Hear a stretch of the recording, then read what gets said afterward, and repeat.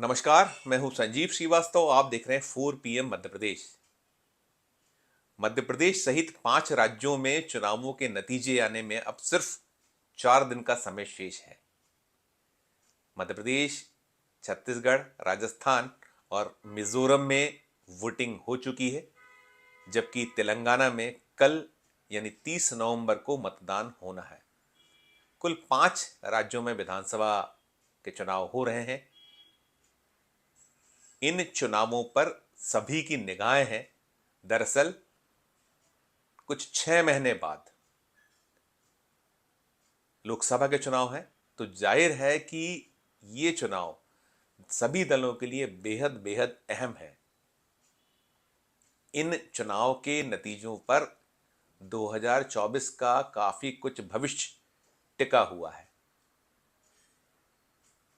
2019 के लोकसभा चुनाव में 3 ऐसे राज्य थे जहां भाजपा ने अप्रत्याशित जीत अर्जित की थी। 2018 के विधानसभा चुनाव में मध्य प्रदेश, छत्तीसगढ़ और राजस्थान राज्यों को बीजेपी हार गई थी, लेकिन 2019 के लोकसभा चुनाव में इन तीनों ही राज्यों में शानदार प्रदर्शन बीजेपी का रहा था। मध्य प्रदेश की कुल 29 लोकसभा में से 28, राजस्थान की सभी 25 और छत्तीसगढ़ की 11 में से 9 सीटें जीतने में बीजेपी सफल रही थी। तो जो अब 2023 के चुनाव परिणाम हैं, उससे इसीलिए काफी अहम माना जा रहा है कि ये 2024 में बीजेपी का भविष्य काफी कुछ हद तक सुनिश्चित करेगा। 5 राज्यों में चुनाव हैं और जो इन चुनावों को लेकर सर्वे आए थे या ओपिनियन पोल थे, उनमें बीजेपी की हालत बेहद बेहद खस्ता लगातार बताई जाती रही। ग्राउंड रिपोर्ट्स भी जो हम लोगों ने देखी, चुनाव को कवर किया, तो वहां से भी लगभग यही निकल कर आता रहा कि बीजेपी के लिए 2023 इन 5 राज्यों में बहुत सुखद परिणाम लेकर नहीं आ रहा है। जमकर मेहनत की है बीजेपी की ओर से, जमकर मेहनत हुई है। प्रधानमंत्री नरेंद्र मोदी ने चुनाव की पूरी कमान मध्य प्रदेश, छत्तीसगढ़ और राजस्थान में लगभग लगभग अपने हाथों में रखी। केंद्रीय नेतृत्व ने ही इन चुनावों को लड़ा है।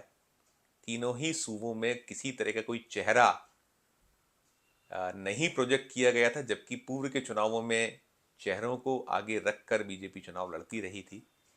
और 2018 के नतीजों के बाद जो मौजूदा, चाहे वो जितनी भी मध्य प्रदेश की सरकार हो, केंद्र की सरकार हो, दोनों ही केंद्र और मध्य प्रदेश की सरकार के खिलाफ एंटी इनकम्बेंसी, महंगाई, बेरोजगारी, ऐसे अनेक इश्यूज थे जिन्हें 5 राज्यों में कांग्रेस ने बखूबी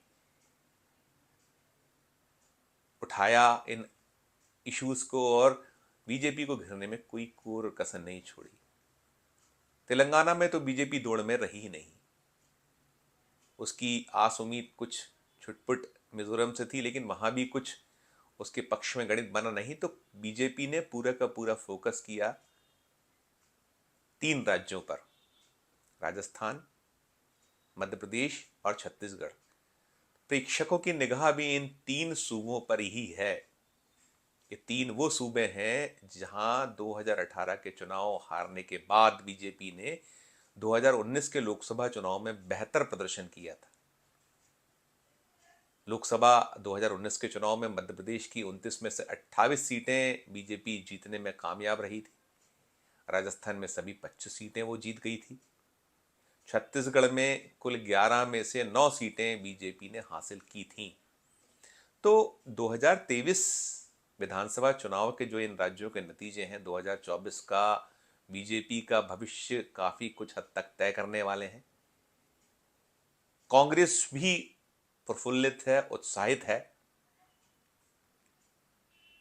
यहां मध्य प्रदेश में सरकार बनाने के बाद 2020 में सिंधिया की बगावत के कारण उसने सत्ता खो दी थी, तो जो दो राज्य हैं छत्तीसगढ़ और राजस्थान, वहाँ कांग्रेस ने वापसी के लिए तमाम प्रयास किए हैं, उधेड़बुन की है।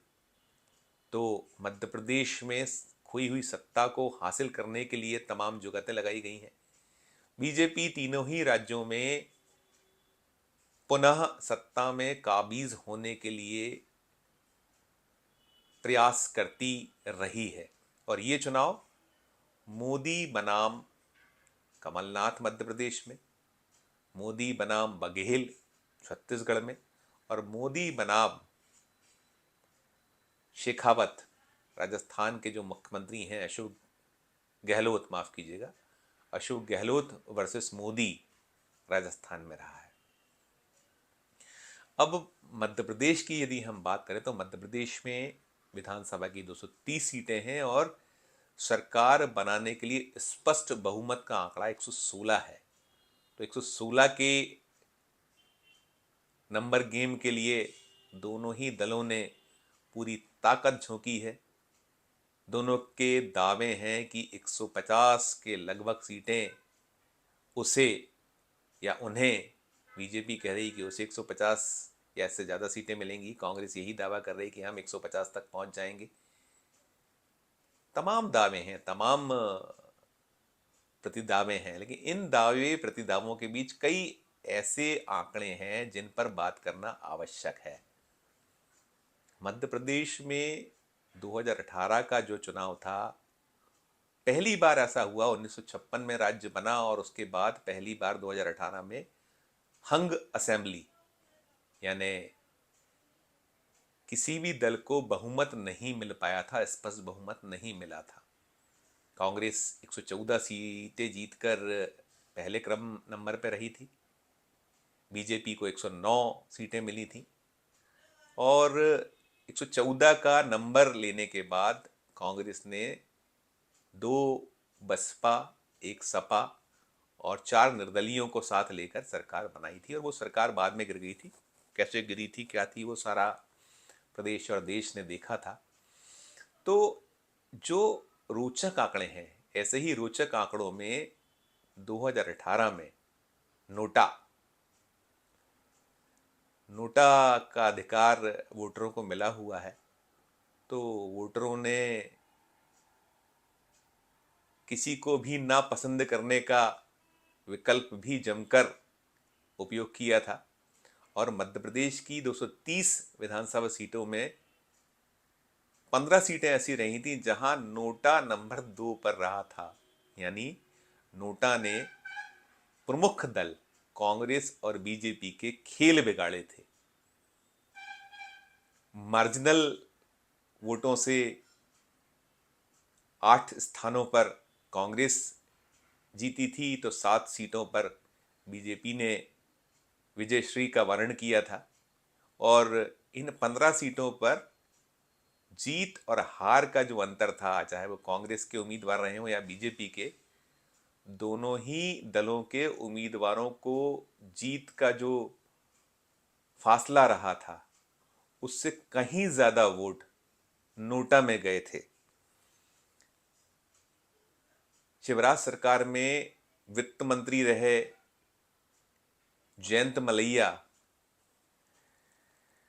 दमोह से हारे थे, वो 798 वोट से हार गए थे, जबकि 1299 मत नोटा में चले गए थे।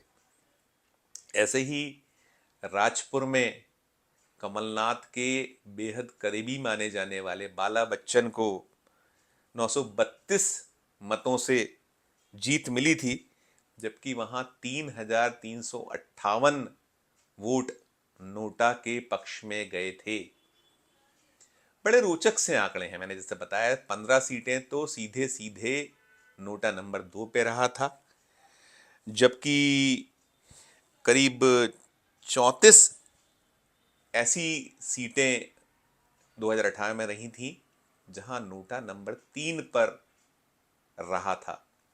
जीत और हार के अंतर के बाद जो अंतर था, जीत और हार का 34 सीटों पर उम्मीदवारों के बीच, उस अंतर के बाद तीसरा क्रम, यानी उसको नोटा के पक्ष में वोट 34 सीटों पर तीसरे क्रम पर रहे थे, तो 50 के करीब सीटें मध्य प्रदेश में ऐसी रही थी जहां नोटा ने बहुत अहम रोल प्ले किया था। और इस बार भी मध्य प्रदेश में यही निकल कर आ रहा है कि नोटा कई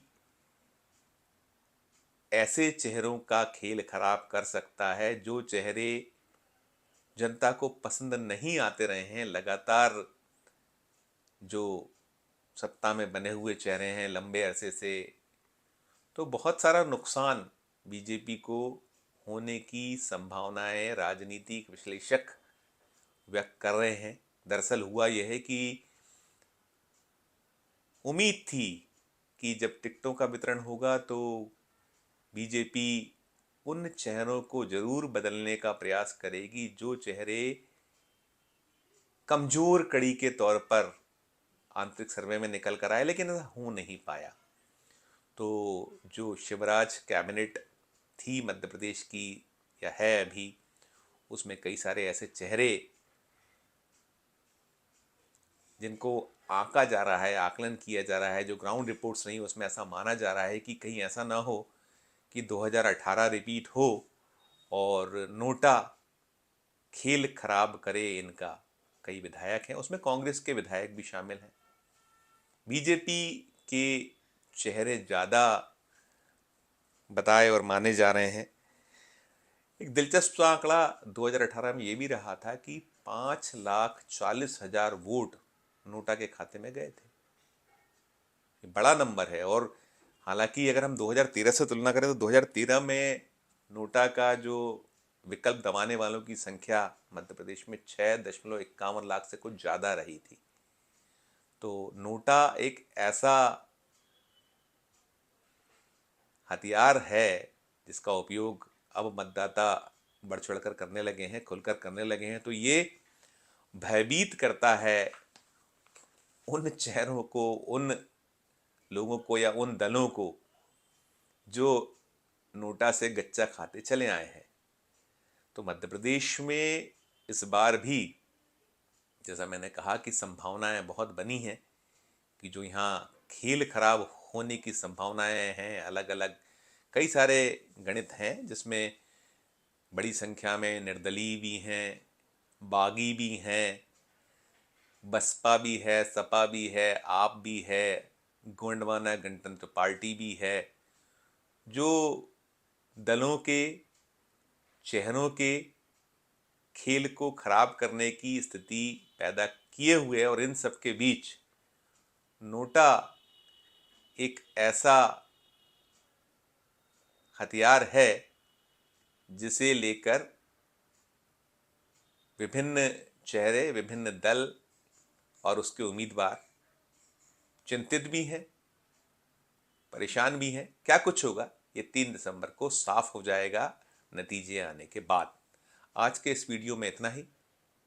हमारा मध्य प्रदेश का ये चैनल नया है, इसे लाइक कीजिए, इसे सब्सक्राइब कीजिए, हमारे इस वीडियो को अधिक से अधिक लोगों तक शेयर कीजिए और हमारे चैनल के ज्वाइन का बटन भी दबाइए और देखते रहिए 4 PM Madhya Pradesh, 4 PM national और 4 PM हमारे अन्य राज्यों के चैनलों को। धन्यवाद, नमस्कार।